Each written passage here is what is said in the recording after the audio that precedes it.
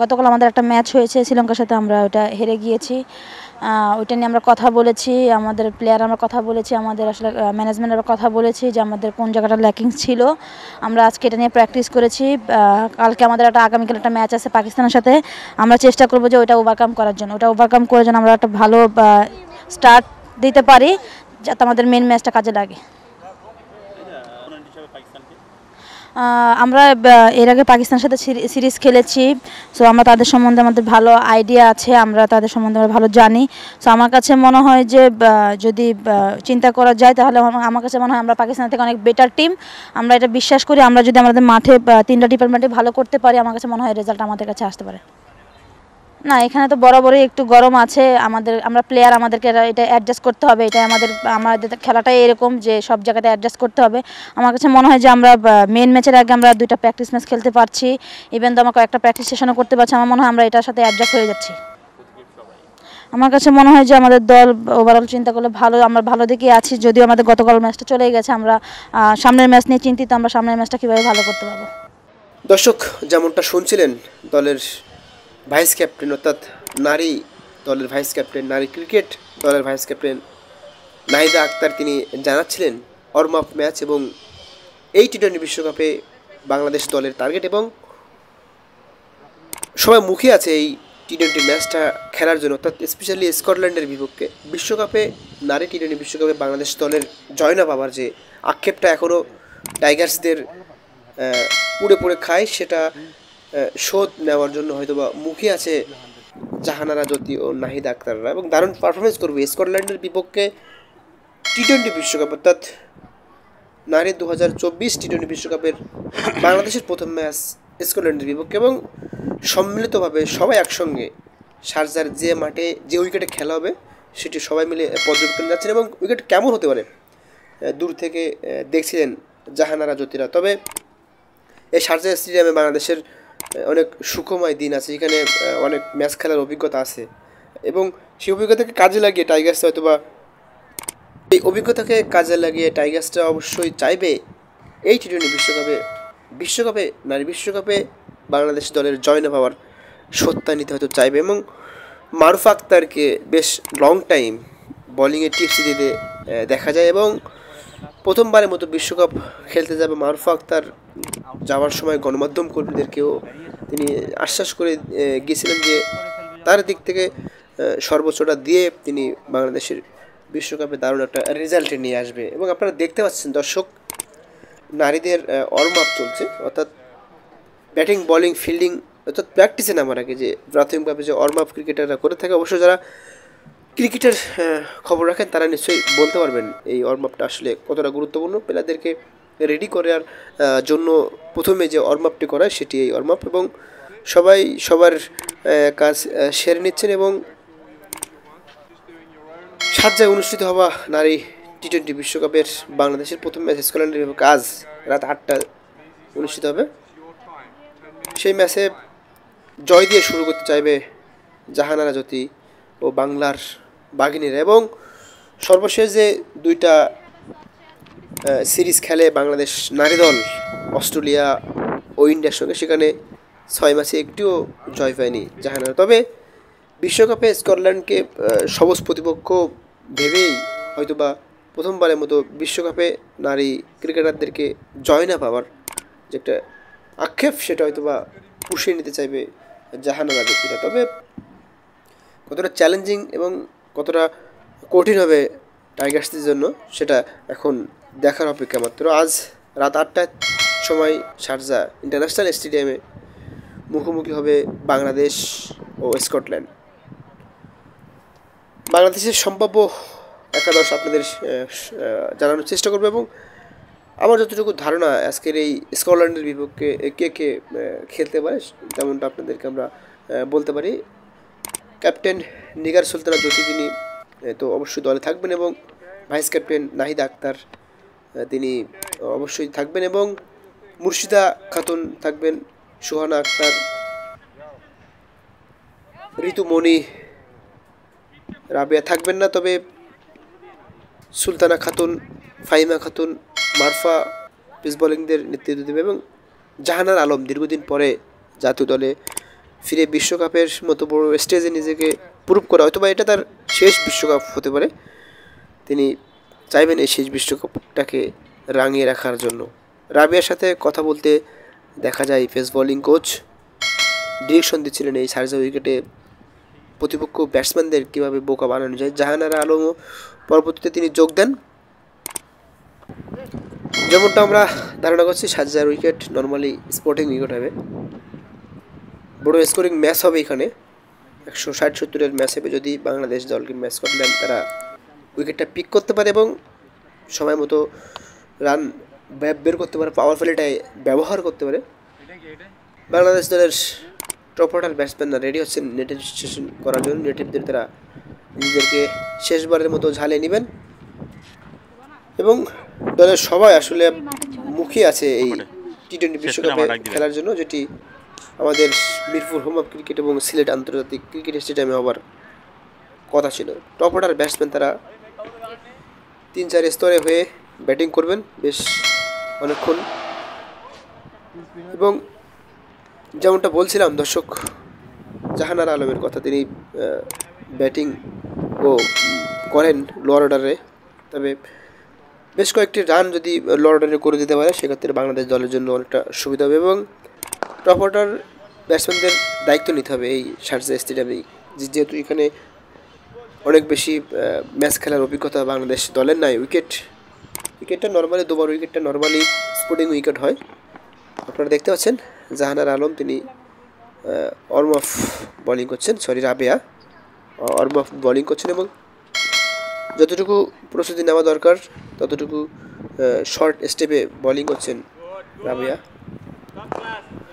রাবিয়া অবশ্য ভারত ও অস্ট্রেলিয়া সিরিজের দলের সঙ্গে ছিলেন 12 ম্যান হিসেবে, তিনি ম্যাচ খেলার সুযোগ পাননি। তবে বিশ্বকাপে যদি সুযোগ পায় রাবিয়ারা তবে দলের জন্য সর্বোচ্চটা দিয়ে হয়তো চেষ্টা করবেন। দেখতে পাচ্ছেন মারুফা আক্তার, বাংলার বাঘিনী মারুফা আক্তার, তিনি তার প্রথম টি-20 বিশ্বকাপে খেলতে গিয়েছেন এবং তার ভারত, পাকিস্তান, অস্ট্রেলিয়া, ইংল্যান্ডের সাথে যে খেলার অভিজ্ঞতা আছে সেটি কাজে লাগিয়ে তিনি চাইবেন বিশ্বকাপে দারুণ পারফরমেন্স করতে। এবং মারুফা আক্তারের বোলিং স্পিড, রান আপ সব কিছু স্মুথ এবং লং রেসের ঘোড়া এই মারুফা আক্তার, তিনি বাংলাদেশ দলের হয়ে দীর্ঘদিন সার্ভিস দেবেন বলে আমরা ধারণা করতেই পারি।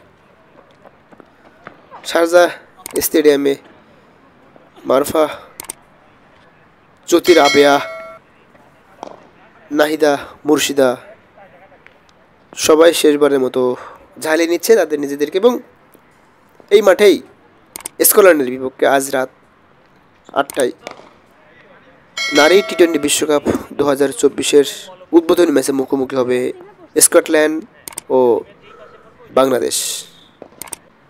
বিশ্বকাপে একটি ম্যাচে জয় না পাওয়া বাংলাদেশ দল অবশ্যই এই দুর্বল প্রতিপক্ষ অর্থাৎ স্কটল্যান্ডকে হারিয়ে প্রথমবারের মতো বিশ্বকাপে জয় ছিনিয়ে আনতে চাইবে বাংলার টাইগার্সরা। দর্শক আপনারা নিশ্চয়ই দেখতে পাচ্ছেন মারুফা আক্তার, তিনি শেষবারের মতো নিজেকে ঝালিয়ে নিচ্ছেন, দারুণ বোলিং, গুড লেন্থের বোলিং করলেন নেট সেশনে।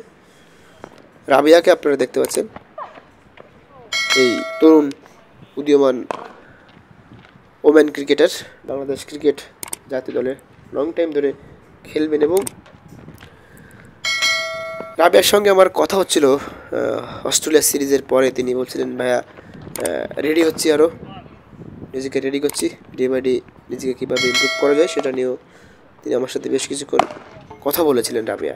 তবে সে এক্সাইটেড বাংলাদেশের লং টাইম খেলার জন্য নিজেকে রেডি করে চলেছে রাবিয়া।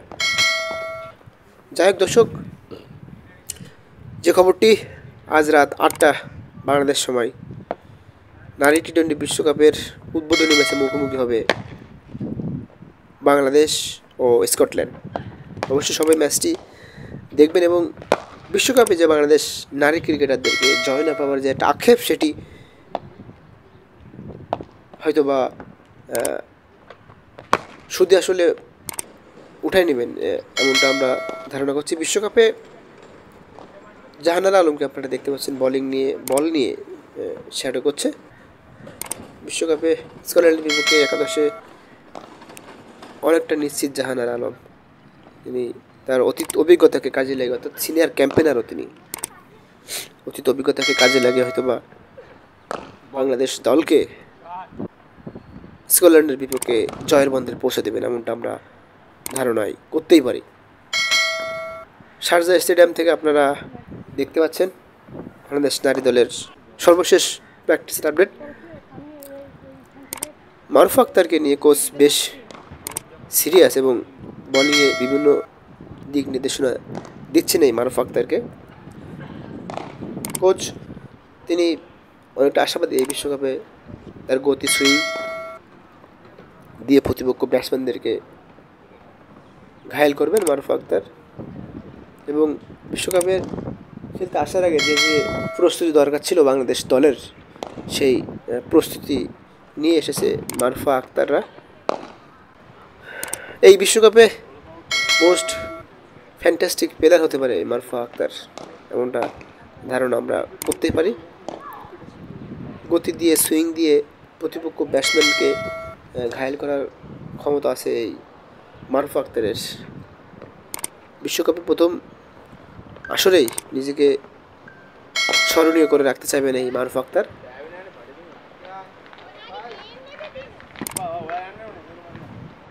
দর্শক, যেমনটা আপনারা দেখছিলেন বাংলাদেশ নারী ক্রিকেট দলের 2024 টি-20 বিশ্বকাপের প্রথম ম্যাচ খেলার জন্য সর্বশেষ আপডেট। তারা বিশ্বকাপে ম্যাচ খেলার জন্য, অর্থাৎ স্কটল্যান্ডের বিপক্ষে উদ্বোধনী ম্যাচ খেলার জন্য শেষবারের মতো নিজেদেরকে ঝালিয়ে নিচ্ছে এবং ক্যাপ্টেন জ্যোতি তিনি দাঁড়িয়ে সব ক্রিকেটারদেরকে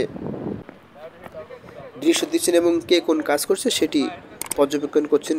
কোচ থেকে শুরু করে সকল কর্মকর্তারা যারা এই টিমের সাথে যুক্ত আছেন এবং অনেকেই টার্ফে অনেকে ম্যাটে ব্যাটিং করে নিজেদেরকে রেডি করছেন। কী ধরনের উইকেটে খেলা হবে সেটাও এখন সবার মনে প্রশ্ন, যে স্পোর্টিং উইকেটে খেলা হবে কিনা। এবং জাহানারা আলমকে আপনারা দেখতে পাচ্ছেন তিনি ব্যাটিং নিয়েও কাজ করছে বোলিংয়ের পাশাপাশি, যদি তিনি একজন মিডিয়াম ফাস্ট বোলার 7-8 নম্বরে ব্যাটিং করতে নেমে দলের প্রয়োজনে যদি 10-15টা রান করে দিতে পারে জাহানারা আলম, সেক্ষেত্রে দলের জন্য অনেকটা অ্যাডভান্টেজ পায়। যেমন কাজটা অলরাউন্ডাররা করে থাকে শ্রীলঙ্কার অ্যাঞ্জেলা ম্যাথিউস থেকে শুরু করে আমাদের বাংলাদেশের poster boy superman superstar Shakib Al Hasan is number 1, but 5-6 নম্বরে ব্যাটিং করতে নেমে তিনি অনেক রান করে দেন এবং বোলিংয়ে তো তার গুরুত্ব আছেই। লফটেড শট খেলার প্র্যাকটিস করছেন জাহানারা আলম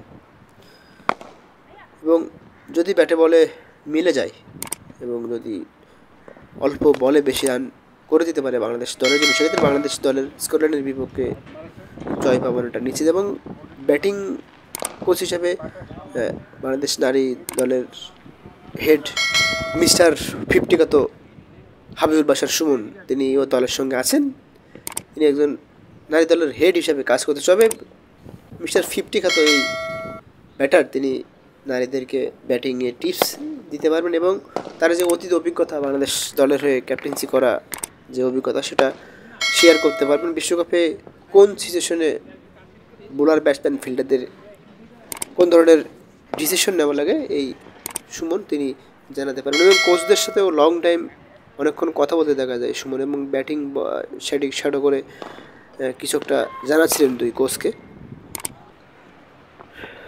জ্যোতিকে আপনারা দেখতে পাচ্ছেন তিনি নারী দলের ক্যাপ্টেন এবং 3 আঙুল ইশারা করে জানিয়ে দেন যে এখন এক দুষ্টামি করছেন এবং নিজের ব্যাটিংটাও তিনি ঝালিয়ে নিচ্ছিলেন। পাশে বসে থাকা সতীর্থদের সাথেও কথা বলছিলেন এবং ব্যাট নেড়ে ছেড়ে দেখতেছিলেন এবং পরবর্তীতে আপনারা দেখতে পাচ্ছেন শেষবারের মতো নারী ক্রিকেটাররা তাদের প্রস্তুতি নিচ্ছে শারজা ইন্টারন্যাশনাল স্টেডিয়ামে। মারুফ আক্তার তিনি ব্যাটিং করছেন, যেহেতু একজন ফাস্ট বোলার দলের প্রয়োজনে ব্যাটিং করা লাগতেও পারে, সেদিক দিয়েও নিজেদেরকে রেডি রাখছে টাইগার্সটা। এবং কিছু সার্জার নেট বোলাররা তারা এই বাংলাদেশ দলকে হেল্প করছে বিভিন্ন শট, অর্থাৎ লফটেড শট কীভাবে অল্প বলে বেশি রান নেওয়া যায় সেই প্র্যাকটিসটাও ঝালিয়ে নিচ্ছে মারুফা, জাহানারা, জ্যোতিরা। দেখতে পাচ্ছেন শারজাহ স্টেডিয়ামে মনোরম পরিবেশে, এবং আবহাওয়া কিছুটা নরম, অর্থাৎ গরম তুলনামূলক বেশি ছিল, এখন কম দেখা যাচ্ছে। আপনারা দেখতে পাচ্ছেন আইসিসির আদলে সব কিছু সাজানো রেডি। এবং এই স্টেডিয়ামে স্কটল্যান্ডের বিপক্ষে টি-20 বিশ্বকাপে বাংলাদেশ আজকে রাত 8টায় উদ্বোধনী ম্যাচ। অবশ্যই বাংলাদেশের সব ক্রিকেট প্রেমীরা এবং দর্শকরা চাইবে বাংলাদেশ দলের বিশ্বকাপে জয়েন হওয়ার আক্ষেপটা হয়তো পূরণ করতে। এবং এই স্টেডিয়ামে আপনারা এখনই দেখতে পাবেন সচিন টেন্ডুলকারের স্টান, অর্থাৎ ইন্ডিয়ান ক্রিকেটার সচিন টেন্ডুলকার, ক্রিকেটের বরপুত্র যাকে বলা হয়, তার নামে একটা এই শারজাহ স্টেডিয়ামে একটা স্টান রাখছে শারজাহ স্টেডিয়াম কর্তৃপক্ষ, অর্থাৎ কিছুটা এসিসি অর্থাৎ এশিয়ান ক্রিকেট কাউন্সিলরের আন্ডারে এই শারজাহ ক্রিকেট স্টেডিয়াম। সেখানে আজকে মুখোমুখি হবে বাংলাদেশ এবং স্কটল্যান্ডের প্রথম উদ্বোধনী ম্যাচ বিশ্বকাপের। দর্শক, যেমনটা বলছিলাম, নারী টি-20 বিশ্বকাপ 2024 আজ রাত 8টায় স্কটল্যান্ডের বিপক্ষে বাংলাদেশের প্রথম নারী টি-20 বিশ্বকাপ 2024 উদ্বোধনী ম্যাচ। আশা করবো সবাই এই ম্যাচটি দেখবেন এবং জান্স স্পোর্টস নিউজ চ্যানেলটি ইউটিউব চ্যানেলটি সাবস্ক্রাইব করবেন এবং ফেসবুক পেজটি ফলো করবেন এবং আমাদের সাথে থাকবেন। শারজাহ ক্রিকেট স্টেডিয়াম থেকে এই ছিল আমার কাছে এখানকার সর্বশেষ আপডেট।